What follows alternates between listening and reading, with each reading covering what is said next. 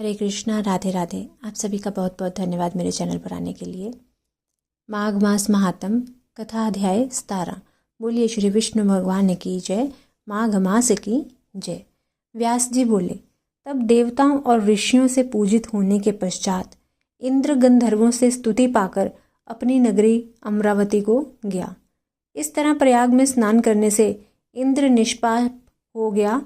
तुम भी हे कल्याणी, देवताओं से सेवा किए जाने वाले प्रयाग को जाओ। वहां पर जाने से पाप नष्ट होंगे तथा स्वर्ग की प्राप्ति अवश्य होगी। अप्सरा ने कहा। इस प्रकार प्रमाण सहित उनके सुमंगल वचन को सुनकर संभ्रम में पड़ी हुई मैं ब्राह्मण के चरणों में प्रणाम करके और संपूर्ण बंधुजन, दास दासी, घर धन तथा सब विषयों को छोड़कर तथा शरीर को क्षण भर में नष्ट होने वाला जानकर घर से निकली। मैंने माघ महीने में गंगा यमुना के संगम में जाकर स्नान किया। हे वृद्ध निशाचर, उस स्नान के महात्म्य से 3 दिन के स्नान से मेरे पाप नष्ट हो गए और शेष 27 दिन के स्नान से मैं पुण्य होकर देवता हुई और गिरिजा की प्रिय सखी होकर अपनी जाति की याद रखती हुई कैलाश में रमण करती हूँ। हे क्रूर हृदय, प्रयागराज में किए गए पुण्य के कारण मैं सब देवताओं के साथ माघ महीने में वहां स्नान करने जाती हूँ। हे राक्षस, तुम्हारे पूछने पर यह सब वृत्तांत मैंने आपको मुग्ध करने के लिए कहा। इसी तरह तुम भी मुझे मुग्ध करने के लिए अपना चरित्र कहो कि किस कर्म से तुम कुरूप और भयंकर हुए हो।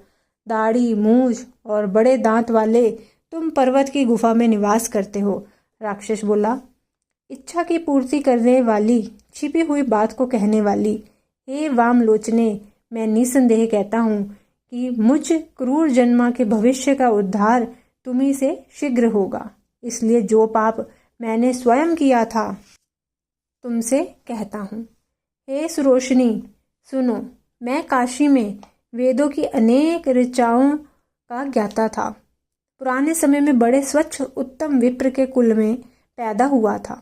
हे भीरु, राजा, पापी, शूद्र तथा वैश्याओं से मैंने काशी में निंदित और निषिद्ध भयंकर बड़े बड़े प्रतिग्रह चांडालों से भी दान लिए। मुझ मूढ़ बुद्धि से और भी अनेक पाप हुए। हे वर्णवर्णी, अविमुक्त क्षेत्र में अणुमात्र भी पाप करने से वह मेरु पर्वत के समान हो जाता है। उस जन्म में मैंने थोड़ा भी धर्म नहीं किया। बहुत दिनों बाद वहीं मेरी मृत्यु हो गई। तीर्थ में मरने से मैं नरक में नहीं गया। इस वज्रलेप पाप से मैं अत्यंत क्रूर पापी राक्षस हिमालय पर्वत पर जन्मा। इससे पहले 2 बार गिद्ध योनि में, 3 बार व्याघ्र, 2 बार सर्प, 1 बार उल्लू और इसके पश्चात गांव के सुअर की योनि में पैदा हुआ था। उस जन्म में यह राक्षस का 10वां जन्म है। इससे 75,000 वर्ष व्यतीत हुए। हे प्रिय, इस दुख से मेरा कल्याण नहीं है। हे भद्रे, इस स्थान को 3 योजन तक मैंने जंतु रहित कर दिया है। अपराध रहित बहुतेरे प्राणियों को नष्ट किया। इन्हीं कार्यों से मेरा चित्त बराबर दहकता है। तुम्हारे दर्शन पाकर मेरे चित्त में कुछ शांति आई है।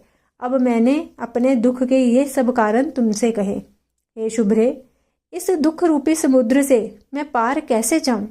दत्तात्रेय जी बोले, ऐसा उसका वचन सुनकर चित्त में दया लाकर और धर्म कर्म में मन लगाकर कांचन मालिनी ने उस दैत्य से कहा कि हे राक्षस, मैंने दृढ़ प्रतिज्ञा कर ली है। अवश्य ही तुम्हारी मुक्ति के लिए मैं प्रयत्न करूंगी।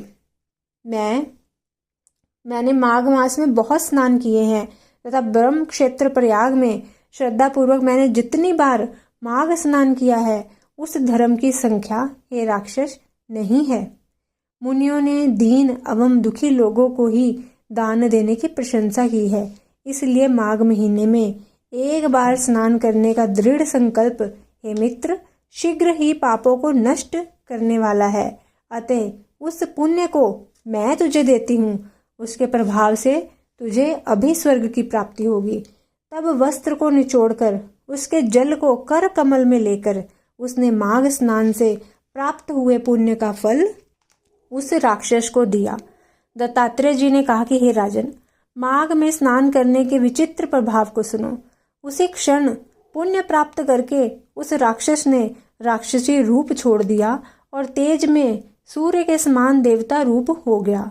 आनंद से आंखों को फुलाकर देवताओं के विमान पर चढ़कर आकाश में अपनी कांति से दिशाओं का प्रकाशित करता हुआ वह दिव्य रूप लिए दूसरे सूर्य की भांति सुशोभित हुआ और उस कांचन मालिनी की प्रशंसा करने लगा।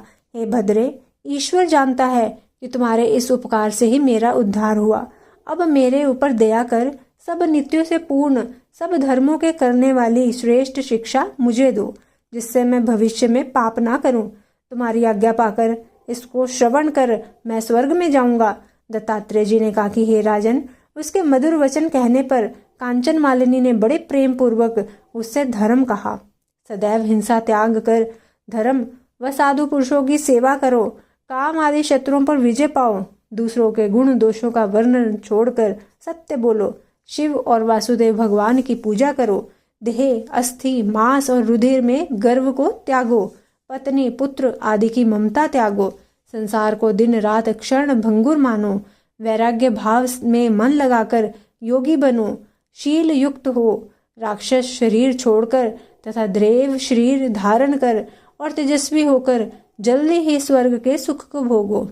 इस धर्म पूर्ण उपदेश को सुनकर प्रसन्न चित्त राक्षस ने कहा, तुम नित्य प्रसन्न चित्त रहो, तुम्हारा सदैव कल्याण हो।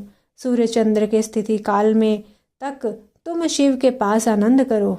हे वरणवर्णी, उमा के साथ तुम्हारा अखंड प्रेम बना रहे। हे माता, तुम सदैव धर्म निष्ठा और तप निष्ठा बनी रहो। तुम्हारे शरीर में रोग न हो, दुखियों के दुख को सदैव नष्ट करो। दत्तात्रेय जी ने कहा कि ऐसा कहकर और कांचन मालिनी को नमस्कार करके वह राक्षस स्वर्ग को गया। तब देव कन्याओं ने वहां आकर खुश होकर कांचन मालिनी के मस्तक पर पुष्पों की वर्षा की तथा उसको छाती से लगाकर कहा कि हे भद्रे, तुमने राक्षस का विचित्र उद्धार किया। इस दुष्ट के डर से कोई भी इस वन में घुस नहीं सकता था। अब हम लोग निडर होकर यहाँ पर आनंद पूर्वक विचरेंगे। दत्तात्रेय जी ने कहा कि हे राजन, वह प्रोपकारिणी गंधर्व कन्या कांचन मालिनी उनके वाक्य सुनकर प्रेम पूर्वक उनके साथ क्रीड़ा करती हुई शिव के स्थान को गई। वर कन्याओं से कहे इस संवाद को जो मनुष्य भक्ति पूर्वक सुनता है, इसको राक्षसों का भय नहीं होता और उसकी बुद्धि धर्म में होती है। बोलिए श्री विष्णु भगवान की जय, माघ मास की जय। अगर वीडियो अच्छी लगे तो कृपया वीडियो को लाइक कीजिएगा, शेयर कीजिएगा।